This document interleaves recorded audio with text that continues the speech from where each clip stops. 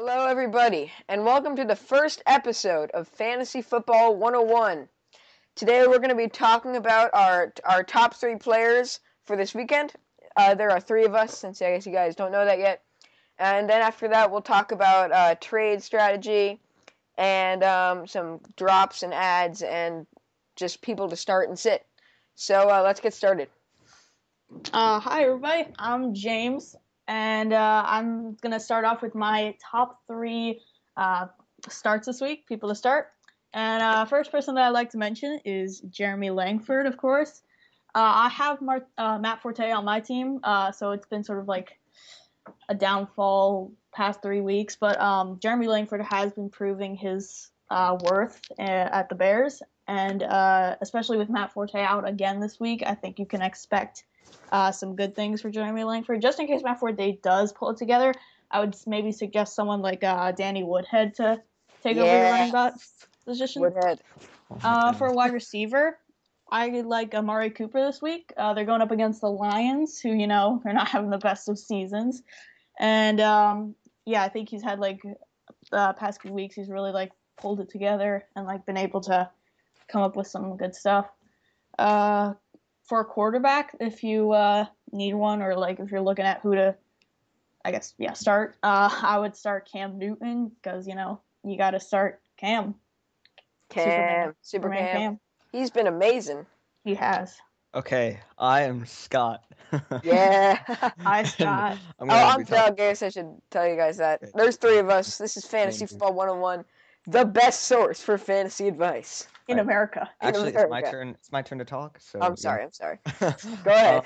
I have three people that I think are great matchups this week. First, Charcandrick West. Very confusing name, but very good player. After Jamal Charles left, everyone thought there'd be this huge gap. He's actually been producing a lot. I mean, the last 3 games he's played, he's put up 18, 18, 28. I mean, he may not be better than Jamal, but he's certainly putting up more points. And against the poor rush defense of San Diego, I don't think he'll be stopping. My tight end that I think I should be starting, we did tight end or quarterback. My tight end is Greg Olsen. He has very much proved himself as the number 1 target for Carolina. And Cam Newton loves throwing it to this big safety blanket, and against Washington defense that I don't think is that great. I think he'll put up some good stats. And last but not least, my wide receiver that I think will have a big week is Danny Amendola. Oh, yeah.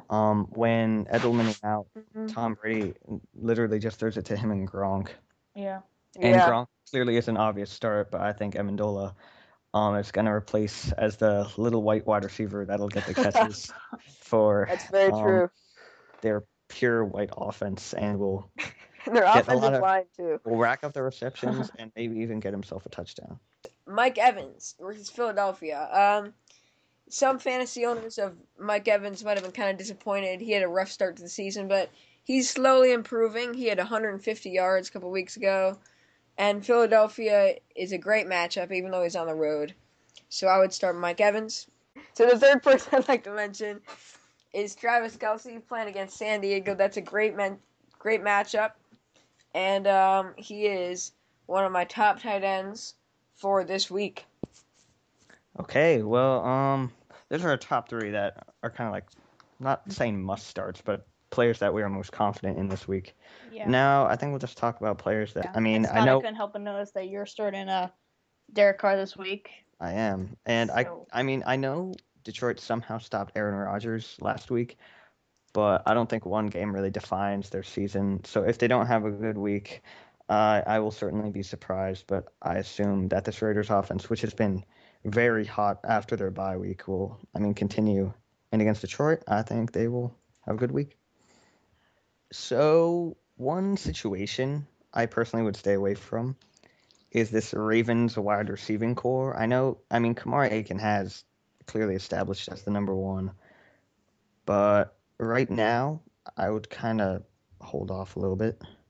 Yeah, because there's Chris Givens out there, and they used a lot of tight ends like Gilmore and Doyle and Max Williams. So right now I'd stay away, but once I think Aiken is the top choice. but just let it kind of develop a little bit because after Steve Smith left, it's Hmm. kind of like that Chiefs situation. First week, like Chuck Kendrick only got like 1.9, but then he just established Yeah. himself. So you need to let it sit for a little. Mm-hmm. So one person I want to mention that's a quarterback is actually Alex Smith. He's not owned in a lot of leagues. He's been pretty mediocre this season, but come playoff time, he's got great matchups in the playoffs, and the Chiefs are on a 3-game winning streak. They might be contending for a wild card spot or even So their yeah, division. they'll be fighting. Yeah, So probably not their division, but a wild card spot. So with those good matchups and the pressure, I think Alex Smith is not a bad pickup if you're in need of a quarterback. mhm. All right. Try and start those teams like with players that are fighting for a playoff spot or want to get higher up. I mean, Hmm. first seed is going to be good, but when it comes to like the last week, they might be resting, Yeah. or horrible teams might be resting because there's no point or they're not trying as hard. So those Yeah. kind of wild card teams that are really trying their best, like that's what I was saying, the Raiders or like the Chiefs, they're Or gonna like the Eagles. Yeah. like the Eagles, they're gonna come through Yeah. and try their best to win games, and Mhm. stats will rise. Mm-hmm. So, transitioning now, I think I want to talk a little bit about trading. You know, people, not quite yet, but a few weeks from now, if you're in the playoffs, you don't want to have any depth on your team. Like, once you get the bye weeks figured out, and stuff like that, like, if you have a player on your bench that's at all valuable, you know, during the playoffs, it's just a waste of fantasy value. And so, what you want to try to do before the playoffs come around is do some of those trades where you give away 2 players and get one.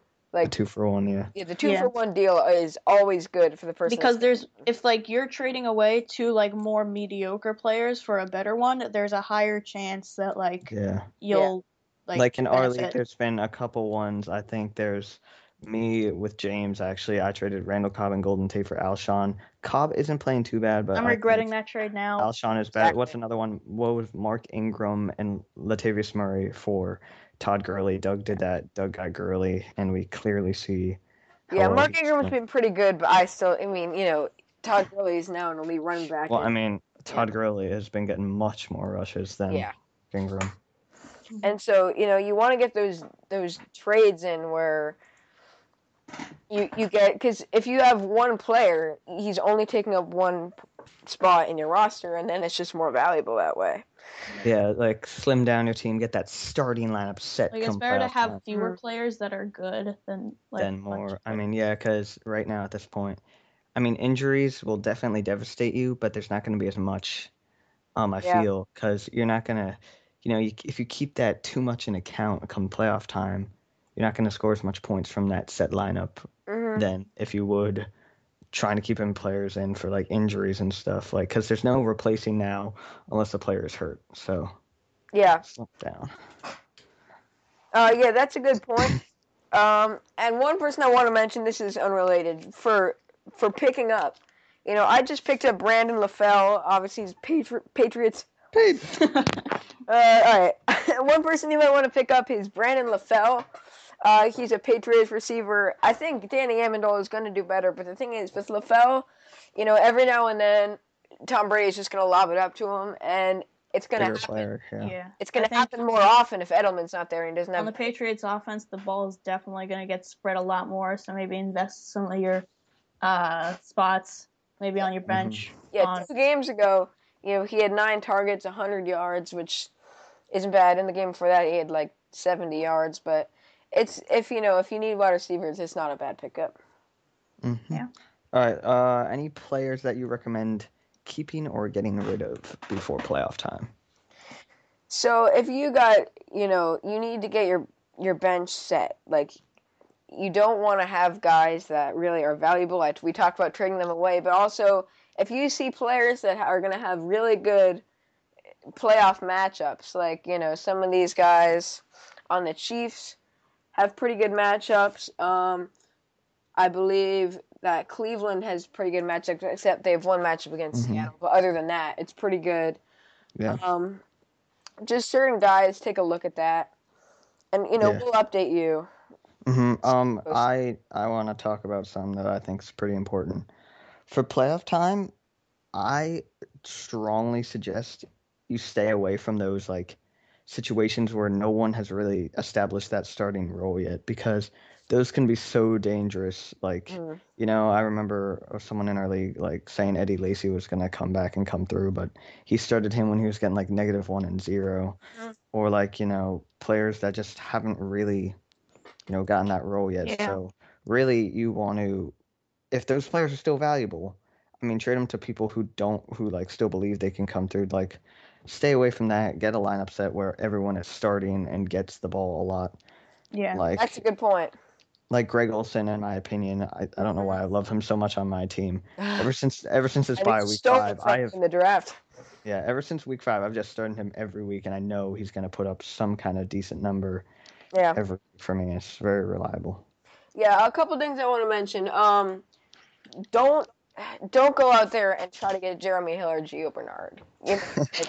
Yeah, definitely. That's what I was saying. Committee backs are poison for your team because it's just Yeah, that was the like mistake I made when I got Rashad Jennings. The Giants spread around their wide receivers too much. They rotate too much, and he wasn't really able to say anything.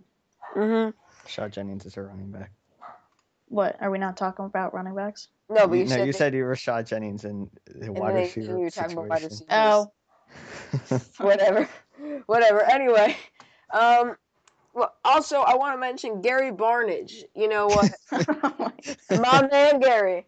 People are freaking out with Gary Barnidge because now that Manziel's got the starting job, people are like, oh man. But listen, Manziel, it took him a little while to figure out, but last week he had 13 points, and they only put up 9 points. Their team did. So I think Manziel's figured out that Barn is really the best receiving option in Cleveland, and I wouldn't worry too much about Manziel being the starting quarterback. Maybe I shouldn't have traded away Tyler Eifert, but I'm still happy with the Barn. I think that wraps it up. Yeah. So thank you guys for watching this episode or listening to this episode. Thanks, guys, and we'll see you next time. No way. Oh. No way. He was waiting for his moment on that one. Yeah, you were thinking about it that whole episode. Yeah, that was too cheesy. Anyway, we'll try to post more often and earlier from now on, but we had some technical difficulties last episode. Our recording got deleted, so this is very important for us, and I think if you guys listen to advice, you will not regret it. And keep in mind, you can comment on any of our videos, and if you are subscribed, we will happily answer any of your questions. That's correct. So, thank you guys for watching. We'll catch you guys later. We'll catch you guys later on Fantasy Football 101.